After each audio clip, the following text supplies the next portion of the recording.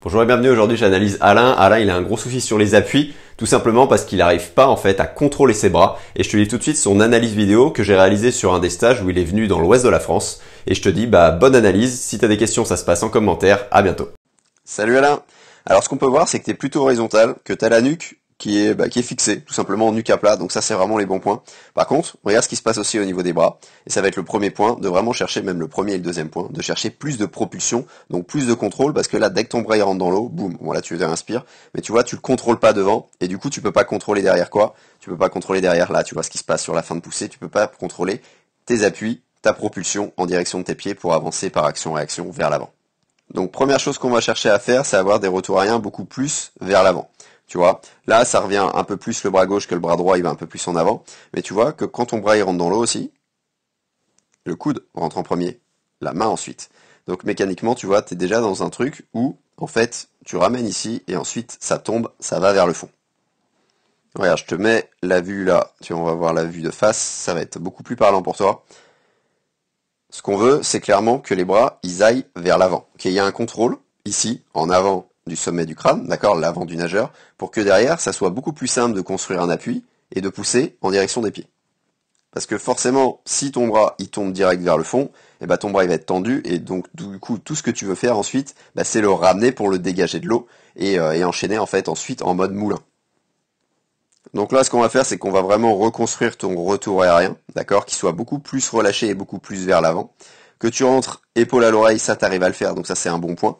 Et ça va t'aider, en fait, on rentre les doigts d'abord, tu vois, là t'as peut-être les deux qui rentrent en même temps, ou la main qui rentre légèrement avant, mais c'est très léger sur ce bras droit.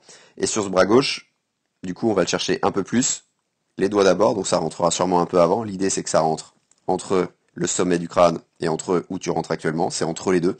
Donc soit on va mettre carrément la main au bonnet pour le tester, soit on va tout simplement le faire à la sensation, pas faire de bruit sur l'entrée de bras dans l'eau. Ça peut être un truc qui fonctionne très bien pour contrôler son appui ensuite, parce que c'est ça, c'est on veut rentrer les doigts d'abord, on veut rentrer le coude ensuite, et après on veut engager loin devant, on veut contrôler ce qu'on fait, donc du coup avec son épaule, pour réussir à prendre un peu d'appui, peu importe si le catch il est pas à 100% nickel, mais on veut que ensuite il y ait vraiment cette intention de je suis allé en avant sur le retour et sur l'entrée de bras, j'ai contrôlé ce que j'ai fait, et après je veux pousser vers mes pieds, donc je contrôle ce que je fais, même si la pale, même si le coude n'est pas super haut.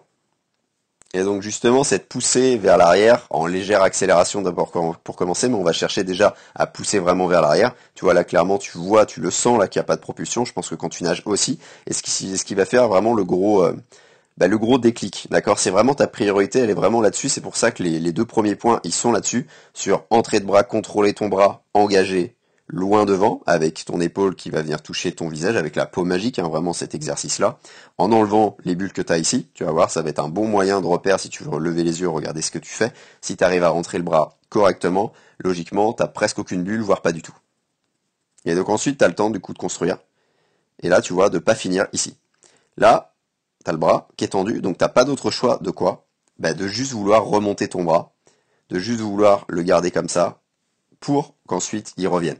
D'accord? Parce que là, tu peux plus pousser en arrière, t'as plus la possibilité, t'as le bras tout à fait tendu ici, et du coup, ça manque de propulsion.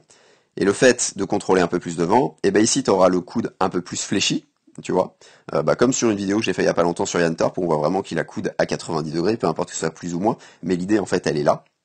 Et tu auras construit ça, et du coup la fin de poussée, tu vas pouvoir le faire bras-corps, et ensuite l'extension main-cuisse, tout simplement. Et là tu vas voir que déjà, c'est pour ça qu'on va construire déjà sur la fin de poussée pour commencer, et ensuite on reviendra ainsi de suite, on contrôle en fait, là, cette fin de poussée, on contrôle l'entrée de bras et l'engagement, et les trucs entre les deux, en fait, ça va pour l'instant se construire un minimum directement, tout simplement, sans y penser. Après, on le reconstruira un peu mieux, mais chaque chose en son temps, faut mettre les priorités les unes après les autres. Donc en faisant ça, tu auras déjà beaucoup plus de sensations, beaucoup plus de glisse. Et ce qu'on va chercher à faire au niveau projectile, ça va être de t'immerger un peu plus et d'éviter cette tête après ton inspiration qui regarde un petit peu devant, d'accord? Qui regarde un petit peu devant, notamment quand tu respires à gauche, parce qu'à droite ça a l'air de bien passer. Et le fait de t'immerger, je reviens sur l'immersion, hop, je saute du coq à l'âne, mais j'ai mis ça dans le projectile, donc c'est aussi simple comme ça. On va chercher à enfoncer tout ça pour que, comme tu le sais, tout ça, ça remonte et que tu sois encore plus horizontal à 100%. D'accord? Ça se bosse sans problème en parallèle des deux premières priorités. mais tes gros premiers points, ils sont vraiment sur ça, sur contrôler tes bras pour qu'il y ait plus de propulse. Donc sur ce, Alain, je te souhaite une excellente progression, je t'envoie tout ce qu'il faut, toutes les séances qu'il faut, et puis voilà, c'est parti pour une progression, et surtout des sensations. Les coups de bras, ils devraient baisser sans souci grâce à ça, et tiens-moi au courant de ce que ça donne. Si toi aussi tu cherches un crawl vraiment plus en glisse avec un exercice que recommandent les milliers de triathlètes qui l'utilisent en ce moment, l'exercice de la paume magique, je te mets le lien en description, lien vers une semaine d'entraînement offerte avec 3 exercices en vidéo dont la paume magique. Je te laisse découvrir tout ça et je te dis à très vite.